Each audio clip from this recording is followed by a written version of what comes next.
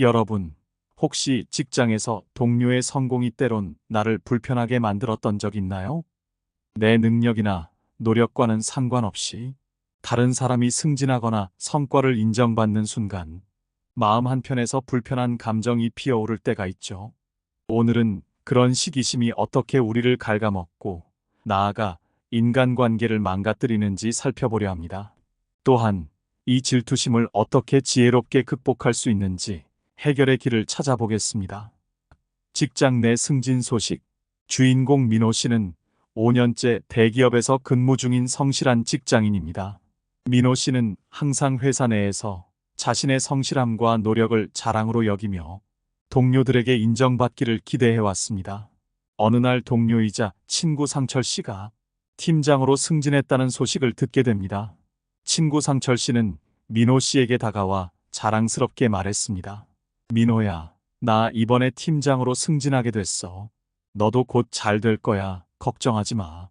상철 씨는 민호 씨의 어깨를 툭 치며 웃었지만 민호 씨의 마음은 편치 않았습니다.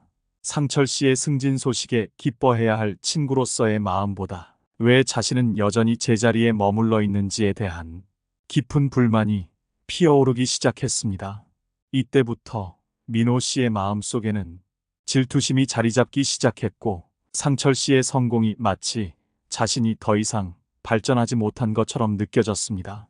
그날부터 민호 씨는 상철 씨와 대화할 때마다 무언가 어색한 느낌을 지울 수 없었고 속으로는 내가 더 잘할 수 있었는데 라는 생각이 떠나지 않았습니다.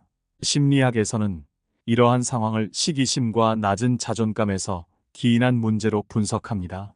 심리학자 카렌 호니는 시기심이 곧 자신에 대한 신뢰 부족과 연결된다고 했습니다. 민호 씨가 동료 상철 씨의 성공에 질투를 느끼는 이유는 자신의 성과에 대한 불만과 자존감이 낮아져 있기 때문입니다.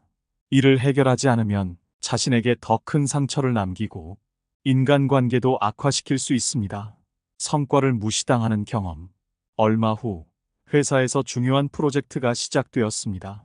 팀장으로 승진한 상철 씨는 이 프로젝트의 총괄자로 임명되었고 민호 씨는 팀원으로 참여하게 되었습니다. 민호 씨는 누구보다 열심히 일했고 좋은 아이디어를 많이 제시했습니다. 그러나 상철 씨는 민호 씨의 제안을 묵살하고 다른 팀원의 의견을 채택했습니다. 회의가 끝난 후 민호 씨는 상철 씨에게 내 의견이 괜찮다고 생각했는데 왜 받아들여지지 않은 거야? 라고 물었습니다. 상철 씨는 가볍게 웃으며 미안, 다른 아이디어가 더 적합할 것 같아서 라고 대답했지만 민호 씨의 자존심은 깊이 상처받았습니다. 그는 속으로 상철이 너, 내가 너보다 못하다고 생각하는구나 라며 더 큰 분노를 느끼게 되었습니다. 노자는 남을 질투하는 마음은 스스로를 갉아먹는다고 말했습니다. 타인의 성공을 부러워하는 마음이 커질수록 우리는 스스로에게 상처를 입힙니다. 민호 씨가 상철 씨의 성과를 시기하는 동안 그는 자신의 능력마저 저하시키고 있었습니다.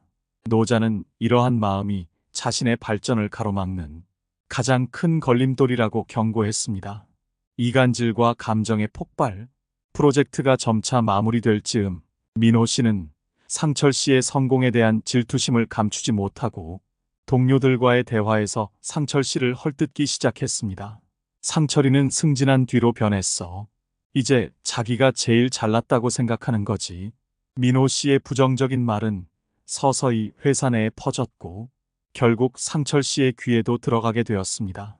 동료 현우 씨는 민호 씨에게 다가와 물었습니다. 민호야, 상철이랑 무슨 일 있는 거야? 요즘 너 자꾸 걔에 대해 안 좋은 말만 하던데. 민호 씨는 순간 당황하며 아무렇지 않은 척 했지만 결국 감정을 주체하지 못하고 내가 더 잘할 수 있었는데 상철이가 나를 무시하는 것 같아서 너무 화가 나 라고 말해버렸습니다. 이 말은 상철 씨에게 전해졌고 두 사람의 관계는 더 이상 회복될 수 없을 만큼 멀어졌습니다. 문제 해결을 위해서 이렇게 해보세요. 첫째, 자신의 감정을 인식하고 받아들이기. 많은 사람들은 자신이 시기심이나 질투심을 느끼고 있다는 사실을 부정하려 합니다. 하지만 가장 중요한 첫걸음은 스스로의 감정을 솔직히 인식하고 그 감정을 인정하는 것입니다. 감정을 숨기거나 억누르는 것은 오히려 내면의 갈등을 심화시킬 수 있습니다. 예를 들어, 친구의 성공을 질투하는 자신을 발견한다면 그 감정을 외면하지 말고 직면해 보세요. 내가 왜 이런 감정을 느끼는가? 라고 자신에게 묻는 것만으로도 감정의 본질을 이해하는데 큰 도움이 됩니다. 이처럼 자신을 돌보고 감정을 긍정하는 태도는 심리학자 칼 로저스의 말처럼 진정한 자아를 찾는 첫걸음입니다. 자신의 감정을 알아차리고 인정하는 것만으로도 갈등을 줄이고 나아가 더 건강한 감정적 상태로 나아갈 수 있습니다. 둘째, 타인의 성공을 축하하고 인정하기. 성공한 사람에게 진심 어린 축하의 마음을 전하는 것이 어렵다고 느껴질 수 있지만 그것이야말로 시기심을 해소하는 가장 강력한 방법 중 하나입니다. 타인의 성공을 축하할 때 나는 성장할 수 있는 기회를 얻는다 는 철학자 공자의 말처럼 상대방의 성공을 기뻐하는 태도는 오히려 나에게 긍정적인 영향을 미칩니다. 예를 들어 직장에서 상사나 동료의 승진 소식을 들었을 때 질투심을 느낄 수 있지만 그때 진심으로 축하하는 마음을 가지려는 노력이 중요합니다. 이 과정에서 내 안에 있던 불편한 감정은 서서히 줄어들고 상대방과의 관계도 더 원활하게 유지할 수 있습니다. 축하하는 자만이 성장할 수 있다는 공자의 가르침을 따라가면서 우리는 시기심을 극복할 수 있습니다. 셋째, 자신만의 목표 설정과 노력. 다른 사람과의 비교는 시기심을 자극할 뿐만 아니라 나의 자존감에도 부정적인 영향을 줍니다.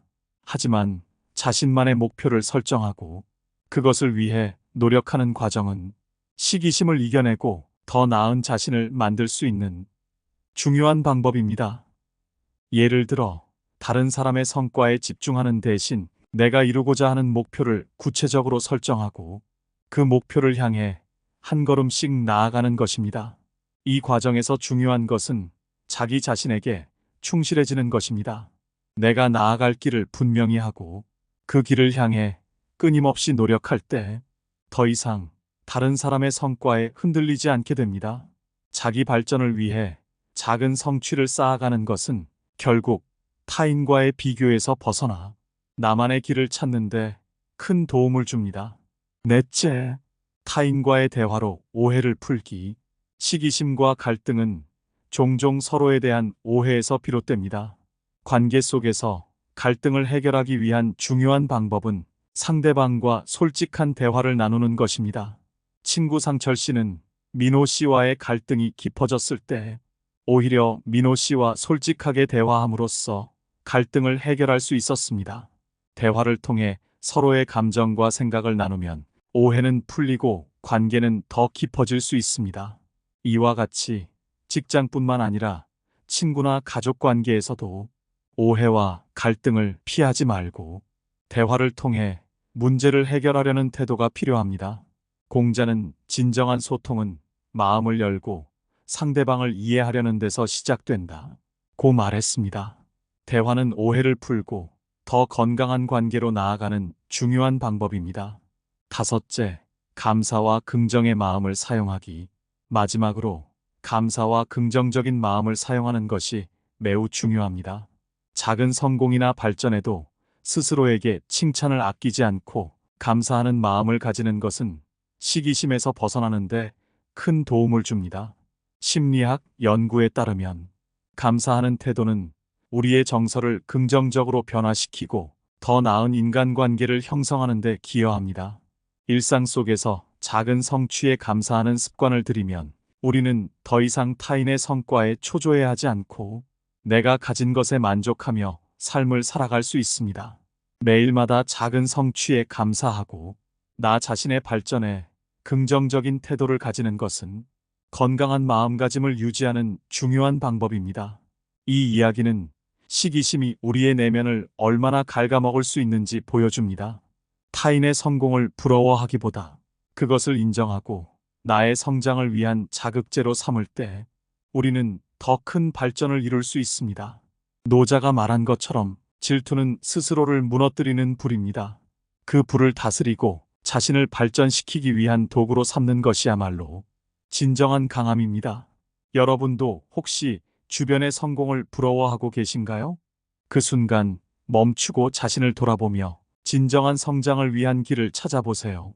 이 영상이 필요한 분들께 공유해 주시고 여러분의 생각을 댓글로 남겨주세요.